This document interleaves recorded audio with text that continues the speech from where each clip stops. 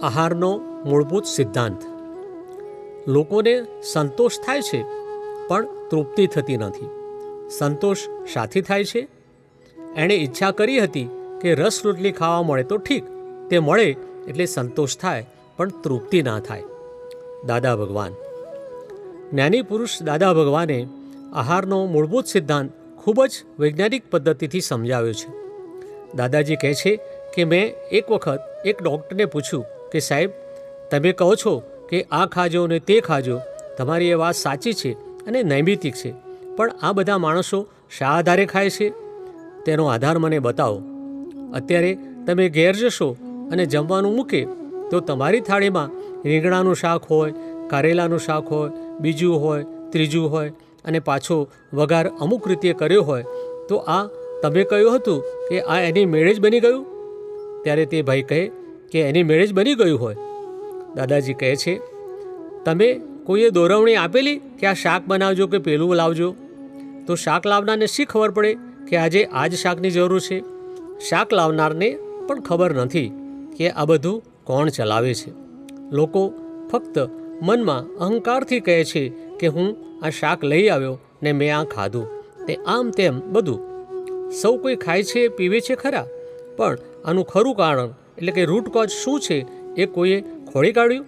આનું મૂળ કારણ આપણે ના જાણવું જોઈએ? તે ભાઈ કહે છે જાણવું જોઈએ, પણ એટલી ગતાગમ હોય તો જાણે ને. તો આનું મૂળ કારણ શું હોય છે? દાદાજી કહે છે, હું તમને સમજાવું. ડૉક્ટરને ખબર નથી કે આહાર શાને આધારે ભેગો થાય છે. જો હું તમને કહું ને તો આખું જગત કૂદાકૂદ કરશે. આપણને ન ખાવું હોય તો એ ઘણી વખત એ વસ્તુ થાળીમાં આવે છે, છૂટકો જ ના થાય. આ બધી ગોઠવણ જ એવી છે. જો આ બધું વિજ્ઞાન ખુલ્લું થાય તો પહેલાં ડૉક્ટરો ગાંડા થઈ જાય, પછી દર્દી ગાંડા થાય. એટલે આ બધું આખું ઉઘાડું ના પડાય, થોડું ઘણું 10% ઉઘાડું પડાય.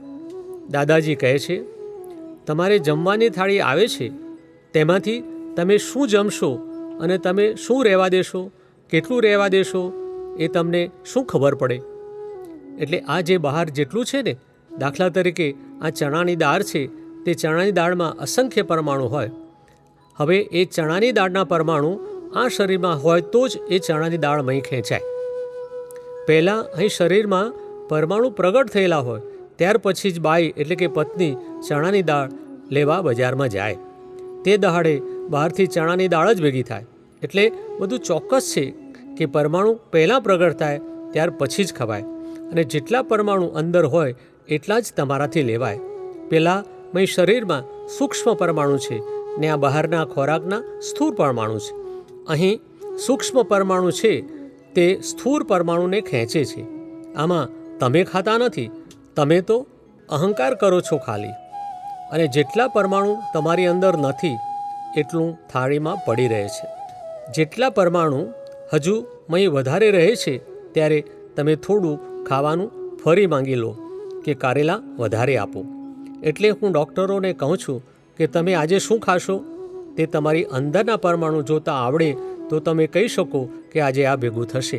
કારણ કે મય પહેલાં પરમાણુ ઊભા થાય છે, ત્યાર પછી બહારનું ભેગું થાય છે.